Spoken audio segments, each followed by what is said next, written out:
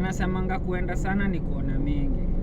Sasa ni kwa base fulani tu hapa hivi, na ndio maana nasemanga ukiwa huku Kuwait ama kama umetravel hizi Gulf countries zingine, actually Kuwait, acha niseme, naweza wasuggest it's one of the most peaceful country. Achana hii mambo Irani inakuja kutuletea.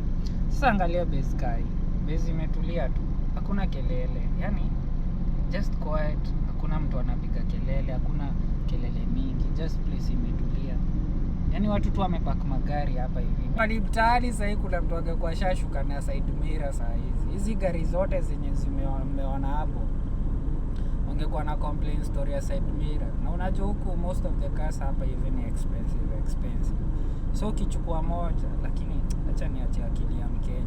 Ukichukua moja tuachie tu hapo, acha tuweke pause hapo, but na basically nasema tunafaa yani kulan kwa countries. Unajua ukitravel sana unaonanga vitu kaa hizi, then unaanza kulan, yani kuna places yani tu systems zina work.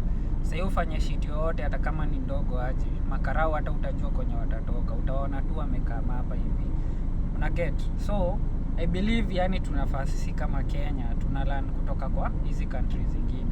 Angalia vitu kaa hizi, this kama ni trash, ndio ile gari ya trash, ona ile gari ya trash, wamekaa kuchukua trash yao tu mdogo mdogo tu, ndo hao tu, unawacheki, ndo hao tu wamekaa kupik trash yao, ndo ile ingine pale, ndio lori hapo hivyo, ndo hao. Sasa kuna ile trash yenye wamekamia yenye iko pale ile base, sijui kama mnaicheki, yani system ina work, hakuna hizi uchafu mingi.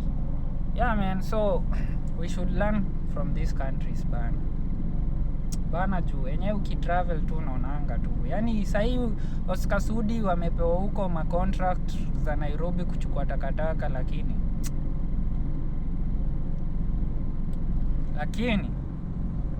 Sakaja ndo huyo, Nairobi inakaa tu venye inataka. Hapa hivi hata si Nairobi, hapa hata tuseme basi ni kale kauchaka ndani, na unaona bado kuko kusafi. Ni nini hatufanyangi wajamaa? Anyway, peace.